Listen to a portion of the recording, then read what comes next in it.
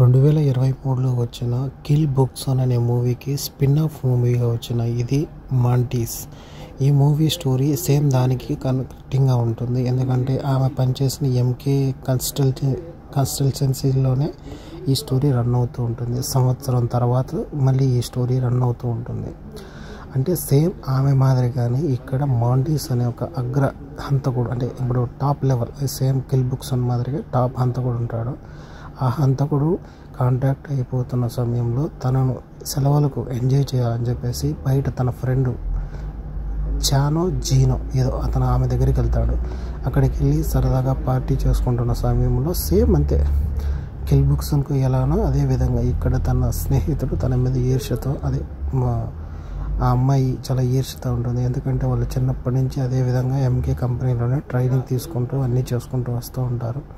కానీ మాంటీస్కి అవి వదిలేసి సొంతంగా చేయాలని కంపెనీ పెట్టాలనుకుంటున్న టైంలో బెంజమిన్ అనే ఒక ఏఐ గేమర్, మామూలుగా అతను వచ్చేసి ఒక పాత్ ఎంకే కంపెనీ ఓనర్ ఫ్రెండ్ అనొచ్చు లేదా పార్ట్నర్ అనొచ్చు. ఒకప్పుడు ఎంకేని వదిలిపెట్టి వెళ్ళిపోయి ఉంటాడు. అంటే ఎంకేని వెళ్ళిపోమని చెప్తాడు. అతను మళ్ళీ ఇప్పుడు ఎందుకంటే ఎంకే చనిపోయి ఉంటాడు కాబట్టి కిల్ బుక్సన్ చంపేస్తుంది. ఇప్పుడు మళ్ళీ తను ఆ ప్లేస్ని రీప్లేస్ చేయాలనుకుంటున్న సమయంలో ఎంకేలోకి మళ్ళీ మాంటీస్ని తీసుకురావాలని చెప్పేసి ఇతను ట్రై చేస్తూ ఉంటాడు. కానీ అతను రావడానికి నిరాకరించడంతో సరే నీ ఇష్టం అని వెళ్ళిపోమంటాడు. అప్పుడు ఈ ఎంకే ఫ్రెండ్ పార్ట్నర్ ఉంటాడు కదా, అంటే నువ్వు ఇంకా ఆ అమ్మాయి కోసమే ఇంకా అన్నీ చేసుకుంటున్నావు అంటే అప్పుడు చెప్తాడు, ఆ అమ్మాయి నిన్ను చంపాలని చూస్తుంది, నిన్ను ఓడించాలని చూస్తుంది అని. కానీ తను లవ్ చేస్తున్నాడు కాబట్టి తను కన్విన్స్ అయ్యేలా చాలా ట్రై చేస్తాడు.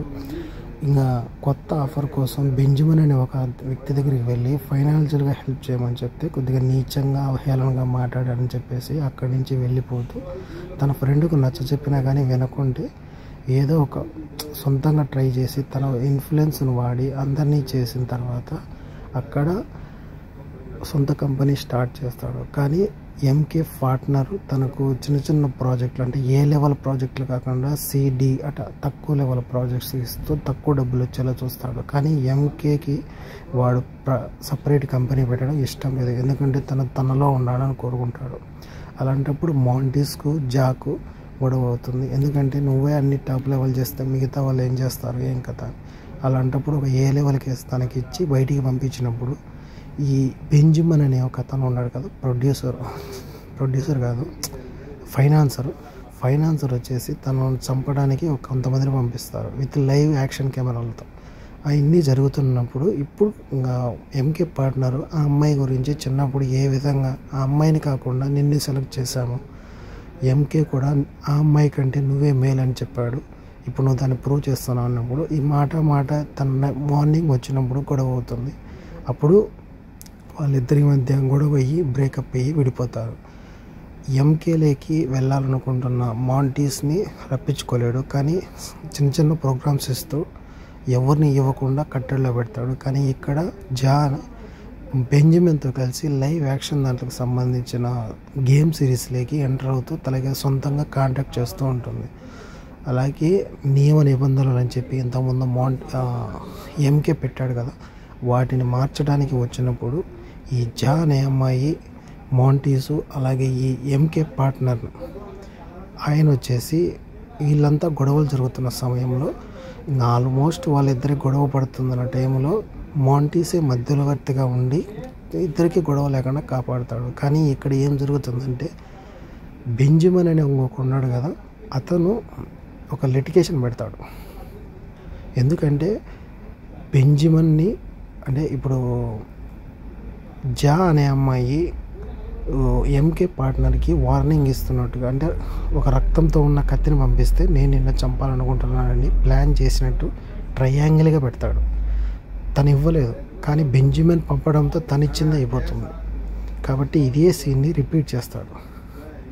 ఇంతలోనే ఎంకే నుంచి వచ్చిన ఒక కాంట్రాక్టు మాంటీస్ చంపకుండా చంపాడు అని చెప్పి చూపించడంతో ఇది కూడా నియమ నిబంధనలకు ఉల్లంఘించడంతో దాని తర్వాత మాంటీస్ను వార్నింగ్ ఇస్తూ చేస్తున్న సమయంలో అప్పుడు చెప్తాడు, నీ లవర్ నన్ను చంపడానికి కత్తి వదిలింది కాబట్టి నేను చేస్తున్నాను.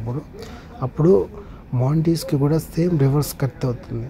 ఇప్పుడు ఏం చేస్తాడంటే నువ్వు నాకు ఇచ్చావని చెప్పేసి ఎలా పంపించావో నువ్వు వచ్చిన కత్తి నేను తీసుకోకుండా ఆ అమ్మాయికి పంపించాను అని చెప్తాడు. అప్పుడు ఒకరు కాదు ఆడ 1 versus 1 కాకుండా 1 versus 2 అవుతుంది. అంటే ఎంకే పార్ట్నరు ప్లస్ వీళ్ళు ఆ మాంటీసు ఇంకొక అమ్మాయి వీళ్ళిద్దరూ కలిసి చివరకు భారీ ఫైట్ జరిగిన తర్వాత ఒకానొక సన్నివేశంలో వదిలేసాయి. అంటే నువ్వు సరెండర్ అయినావంటే నువ్వు బ్రతుకుతావు, లేదంటే రిటైర్డ్ అయిపో అని చెప్తాడు. లేదు నేను రిటైర్డ్ కాను, ఓసారి ఎంకే చేతిలో ఓడిపోయాను, నీ చేతిలో ఓడిపోను అని చెప్పి చంపేయన్నప్పుడు ఆ అమ్మాయి వెనక నుంచి వచ్చి కత్తితో పొడిచి చంపేస్తుంది.